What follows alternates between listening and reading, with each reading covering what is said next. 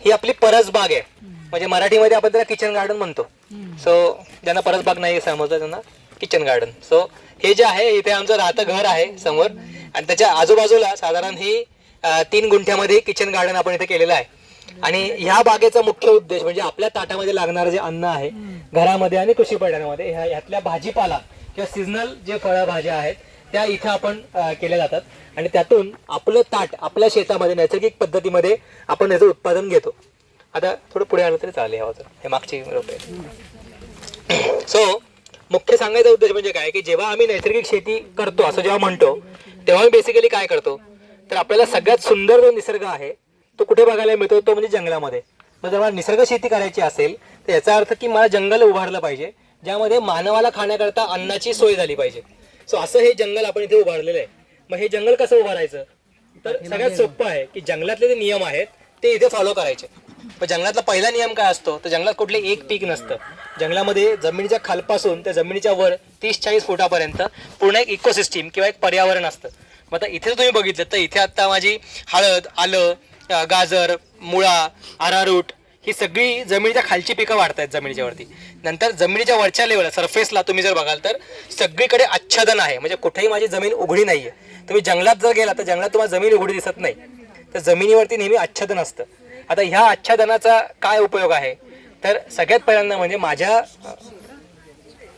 ताई थोडंसं सहकार्य करा, थोडंसं आपण नंतर गप्पा मारूयात. थोडंसं माझा एक अर्धा तास ऐका, नंतर मग आपण तो गप्पा मारूयात.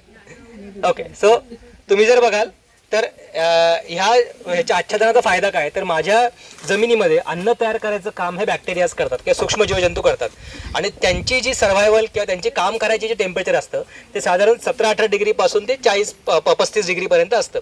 पण मग ह्याच्यावरती टेम्परेचर गेलं, ह्याच्या खाली गेलं तर ते एक तर डॉर्मन्सीत जातात किंवा काम करायचं बंद करतात, किंवा ते जास्त टेम्परेचर तर मरूनही जातात. मग इथे जर मला त्यांना काम करायचं असेल कंटिन्यू तर त्याच्याकरता मला जमीन झाकली पाहिजे. जसं तुम्ही आता थंडी आहे तर स्वेटर घालून आलात, उन्हाळ्यामध्ये आपण छत्री घेतो डोक्यावरती. मग हे जे सगळं आहे जीवाणूंकरता तापमान मला जर करायचं असेल तर त्याकरता सगळ्यात सोपा उपाय म्हणजे जमीन आच्छादून ठेवणं. मग त्याकडे 2 प्रकारचे आच्छादन बघू शकतो आपण इथे. सगळ्यात पहिल्यांदा हे जे पालापाचोळा पडतोय त्याला मृत आच्छादन किंवा पानांचं आच्छादन, आणि जे माझं गवत उगवलंय सगळीकडे ते गवत म्हणजे माझं जिवंत आच्छादन आहे. सो अशा प्रकारे दोन्ही प्रकारचे आच्छादन याच्यामध्ये आपण मेंटेन केलेली आहेत, तेव्हा माझी जमीन कुठेही उघडी राहत नाही. आता हे झालं सायन्स. हे आपल्या परंपरेमध्ये कसं सांगितलं होतं तर तुम्ही वंदना शिवा यांचं नाव ऐकलं असेल. त्या मोठ्या ॲग्रिकल्चरल ॲक्टिव्हिस्ट आहेत आणि त्या नैसर्गिक शेती आणि पारंपरिक पीक पद्धती यावरती त्यांचं खूप मोठं काम आहे. तर त्यांच्या पुस्तकात त्यांनी एक किस्सा सांगितलाय की हे जे आच्छादनाचं महत्त्व आहे हे आदिवासी बायकांना कोणी सांगणार सायंटिफिक लँग्वेजमध्ये. तर मग त्यांना काय सांगितलं सिम्पल की जमीन जी आहे ती त्या एकदा आदिवासी भागामध्ये फिरायला गेल्या होत्या, आणि तिथे त्यांनी जाऊन बघितलं की शेतामध्ये सगळीकडे तण उगवलंय आणि काडी कचरा पडलेला आहे. मग तिथे आदिवासी बाईला विचारलं की अगं तो शेतामध्ये एवढा कचरा आहे, तू कशी काय पिकं घेते, हे तण तुला त्रास देत नाही का, ही जमीन तुझी एवढी आहे मग तुझी पिकं कुठं लावणार आहेस, तुला पीक जागा तरी शिल्लक आहे का. तर त्या बाईने सिम्पल सांगितलं की जमिनीला आम्ही आई म्हणतो आणि आई म्हणजे स्त्रीलिंगी आहे. मग जी महिला असते किंवा जी स्त्री असते ती आपलं अंग कधीही उघडं ठेवत नाही, ती नेहमी झाकून ठेवते. मग एक तर तुम्ही झाका किंवा ती झाकेल. मग हुशार कोण आहे, हुशार निसर्ग आहे, मग त्याला झाकू दे ना. जेव्हा मला त्याद्वारे काम करतो तेव्हा मी झाकेन. मग अशा पद्धतीमध्ये इतकं सुंदर आणि सिंपल भाषेत त्यांनी हे सांगून ठेवलं आपल्या पूर्वजांनी की जमीन झाकलेली का असली पाहिजे, कारण जमिनीला आपण आई म्हणतो आणि स्त्रीलिंगी किंवा स्त्री ही कधी आपलं अंग उघडं ठेवत नाही. तर त्या पद्धतीमध्ये हे सगळं जे ज्ञान आहे संस्कृतीने आपल्यापाशी आलं होतं. आज आपण त्याच्या मागचं सायन्स शोधतो आणि ते आहे सायन्स, हे आपण सांगतोय हे सायंटिफिकली प्रूव्हन आहे. नंतर त्याच्या वरच्या लेवलला तुम्ही आलात तर ही सगळी वांगी, भेंडी, वेगवेगळ्या प्रकारच्या मिरच्या, छोटी झुडपं ही आहे. त्याच्या वरच्या लेवलला अजून गेलात तर सगळी मीडियम लेवलची फुलझाडं, मग त्यामध्ये कोरांटी आहे, निरगुडी आहे, तुळशीचे प्रकार आहेत. त्याच्या वरच्या लेवलला गेलात तर मग ही मीडियम लेवलची फळझाडं, त्यामध्ये केळी आहेत, पपई आहे, शेवगा आहे, आणि सगळ्यात वरच्या लेवलला सागाचं हे सगळ्यात उंच झाड, आणि त्याचबरोबर इकडे बांबूची वेगवेगळी झाडं आहेत. तर तुम्ही जर बांबूचे आपल्याकडे 16 प्रकार आहेत, 16 प्रकारचे बांबू आहेत. सो हे जे आहे याला म्हणतात 5 लेअर फार्मिंग किंवा पंचस्तरीय शेती. तर ह्याच्यामध्ये काय होतं तर जमिनीच्या खालपासून 1.5-2 फुटापासून जमिनीच्या 30-40 फुटापर्यंत पूर्ण जमीन मी 3D पद्धतीमध्ये वापरतो.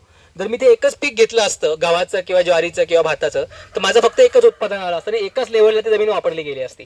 पण इथे मी जमिनीच्या खालपासून जमिनीच्या 50 फुटापर्यंत सगळ्या प्रकारचं उत्पादन घेतोय, त्यामुळे माझ्या जमिनीची इफिशियन्सी वाढली. त्याचबरोबर सूर्यप्रकाश आहे तो सूर्यप्रकाश प्रत्येक पिकाच्या ल्युमिनस इंटेन्सिटीची रिक्वायरमेंट आहे. ल्युमिनस इंटेन्सिटी म्हणजे तीव्रता, प्रकाशाची तीव्रता जी रिक्वायरमेंट आहे त्या तीव्रतेप्रमाणे याची लागवड केलेली आहे. जसं सागाचं बघितलं, सागाची पानं मोठी आहेत कारण त्याला सूर्यप्रकाश जास्त पाहिजे, मग तो वरती आहे. त्याच्या खाली मी कोरांटी लावली कारण कोरांटी सेमी शेड मधली आहे. हळद अजून सेमी शेड मधली म्हणून हळदीच्या कोरांटीच्या खाली हळद आहे. सो वर्ण येणारा सूर्यप्रकाश मी 5 टप्प्यामध्ये हार्वेस्ट करतोय. म्हणजे मी काय केलं की सूर्यप्रकाशाची पुन्हा एकदा इफिशियन्सी वाढवली.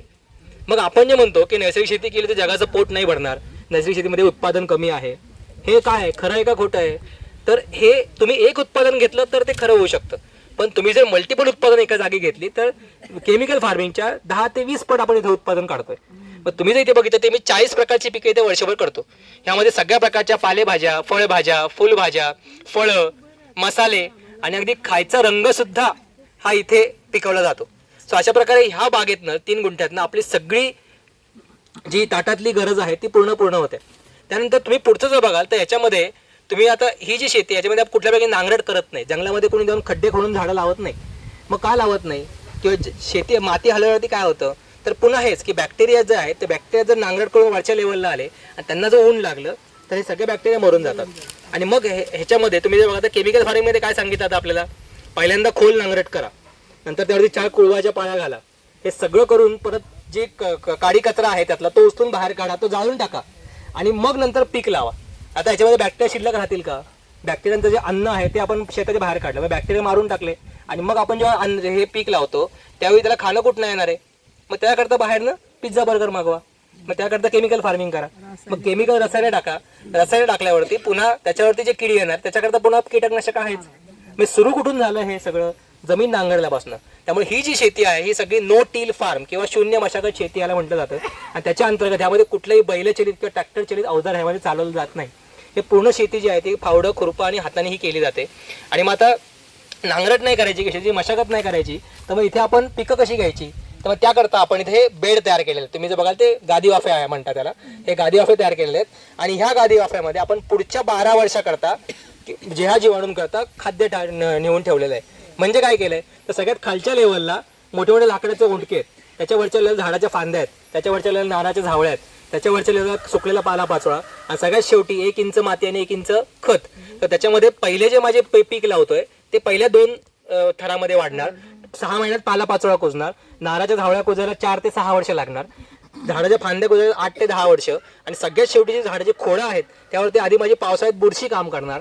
ती बुरशी त्याचं लिग्निन खाऊन, हार्ड मटेरियल खाऊन त्याचा चुरा करणार आणि मग ते बॅक्टेरिया खाणार आणि अशा 12 वर्षामध्ये माझं ते वाफा हा पूर्ण चालणार.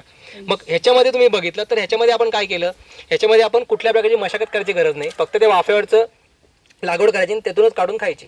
तर अशा प्रकारे इथे झालं. नेक्स्ट थिंग तुम्ही जर बघाल तर पाण्याची गरज. आता तुम्ही बघाल तर इथे सगळीकडे स्प्रिंकलर आणि ड्रिप्स आहेत. तर त्यांनी काय होतं तर मी सकाळी वरती टाकी भरायला जेव्हा माझं मोटर चालू करतो तेव्हा फक्त सकाळचं 15 मिनिटं पाणी यायला मिळतं आणि ह्या वाफ्यांमध्ये 80% बायोमास असल्यामुळे ते पाणी धरून ठेवतं. त्यामुळे तुम्ही जर वाळलेला पाला पाण्यामध्ये भिजवून ठेवला तरी माती ठेवली उन्हामध्ये, सगळ्यात पहिल्यांदा माती वाळते कारण त्यामध्ये बायोमास नाहीये, पण तो पालापाचोळा हळूहळू वाळतो. मग तेच प्रिन्सिपल इथं आहे. त्यामुळे ह्याच्यामध्ये पाण्याची गरज जी माझी आहे त्याचबरोबर आच्छादन असल्यामुळे माझं बाष्पीभवनाचा रेट ऑलमोस्ट 10-20% पर्यंत येतो. म्हणजे माझी पाण्याची जी गरज आहे ते फक्त 30% पाण्यामध्ये मी शेती करतो केमिकल फार्मिंगच्या तुलनेमध्ये. आता तुम्ही जर इथलं सगळं बघितलं त्याच्यामध्ये आता 40 प्रकारची पिकं घेतोय, तर कुठली कीड इथे आली की एका पिकावर जाते आणि त्याला पुढच्या पिकावर गेली कळते की ही माझं पीक खायचं नाहीये. मग त्याच्यामध्ये आपण वेगवेगळ्या सुगंधी वनस्पती लावलेल्या आहेत, स्ट्रॉंग वासे वनस्पती लावलेल्या आहेत, त्या किडीनं पळवायचं काम करतात. त्याचबरोबर चारी बाजूला झाडावर बसलेले पक्षी यांचं सगळ्यात आवडतं खाद्य म्हणजे किड्यांच्या आळ्या. मग ह्या आळ्या खाऊन त्या कीड नियंत्रण करतात. आणि आपण जेव्हा ते कुठलेही केमिकल मारत नसल्यामुळे किडींना खाणारे जे मित्र कीटक आहेत जे टोटल नॉन व्हेजिटेरियन असतात, म्हणजे आपले लेडी बिटेल बग आहे, नाकतोडे आहेत, पतंग आहेत, की जे फक्त इतर किड्यांवरती जगतात, ते बाकी काही फळबिळं खात नाहीत. मग ते किडे येऊन त्यांचं हे करतात, नियंत्रण करतात. सो अशा प्रकारे कीड नियंत्रण माझं होतं. मग आता माझी शेती सोपी झाली. मला याच्यामध्ये नांगरायचं आहे का? नाही. मला याच्यामध्ये पाणी द्यायचं का हाताने? नाही. मला याच्यामध्ये कीड नियंत्रण करायचं आहे का? नाही. याच्यामध्ये खतं टाकायचं आहे का? नाही, कारण माझं खत इथेच बनतंय. मग मला काय करायचं आहे, मला हवा असणारं पिकाचं बी किंवा रोप लावायचंय आणि आल्यावरती काढून खायचंय आणि इतर तुमच्याशी गप्पा मारायच्यात. मग आता एवढी सिंपल सोपी शेती असेल तर मग आपण केमिकल फार्मिंग आज का करतोय? कारण आपल्याला घाई आहे. आज तुम्हाला सांगितलं 2016 पासून आम्ही हा सगळा जंगल आधी इथे बनवलं आणि 4 ते 5 वर्ष जेव्हा म्हणजे 2020 मध्ये पहिलं मानवाचं पीक घेतलं याचा अर्थ की मागच्या माझ्या पणजोबांच्या काळात इथे जे जंगल होतं ते मागच्या पुढच्या 3 पिढ्यामध्ये पूर्णतः 60 वर्षामध्ये मी ते नष्ट झालं. मग मला दुसऱ्या दिवशी कसा रिझल्ट मिळेल? त्याच्याकरता मला कमीत कमी 8 ते 10 वर्ष द्यायला लागतील ही सगळी इकोसिस्टीम परत उभारण्यामागे. मग ती इकोसिस्टीम परत उभारली आणि आज हा निसर्ग माझ्याकरता काम करतोय. तुम्ही जर बघितलं तर माझं काम फक्त 20% राहिले, निसर्गाचं काम 80% राहिले. मग ह्यातला माझा वाटा किती? माझा वाटा पण 20%. मग वांग्याला वांगं आलं की वांगं माझं, पण मग वांग्याचं पान, वांग्याचं देठ, वांग्याचं मूळ हे पुन्हा त्या वाफ्याचं. म्हणजे आपण काय करतो तर ह्या बांधापासनं फक्त मानवाला लागणारं अन्न शेताच्या बाहेर येतं, बाकी सगळं बायोमास आहे ते पुन्हा या वाफ्यांमध्ये जातं. म्हणजे मी काय केलं तर सर्क्युलॅरिटी मेंटेन केली, माझी शाश्वतता मेंटेन केली. म्हणजे बॅक्टेरियाला परत आणलं दिलं, बॅक्टेरिया परत त्यापासून खत बनवणार आहे. म्हणजे शाश्वत आज काय आहे? आज शाश्वत जंगलं आहेत. मग मी इथे जंगल पद्धतीची शेती करतो तेव्हा ते शाश्वतता इथे मेंटेन करतो आणि त्यातून मी माझी शेती जी आहे ती पुढे 100 वर्ष चालू शकणार आहे, कारण ह्यामध्ये कुठल्याही प्रकारचं अशाश्वत नाही आहे. मग आज जे आपण केमिकल फार्मिंग करतोय ते काय करतोय? आज मी 50 किलो 100 किलो खत टाकतोय, माझ्या मुलांनी 200 किलो खत टाकलं तरी ते काही येणार नाही आहे, कारण जमिनीत बॅक्टेरिया शिल्लक नाही आहेत. मग ते शाश्वत शेती होऊ शकत नाही.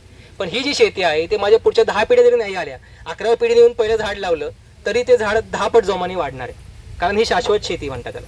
सो अशा प्रकारे इथे आपण ही शाश्वत शेतीचं मॉडेल इथं उभारलेलं आहे. हे आपलं किचन गार्डनचं मॉडेल आहे, ते आता आपण आतून बघूयात.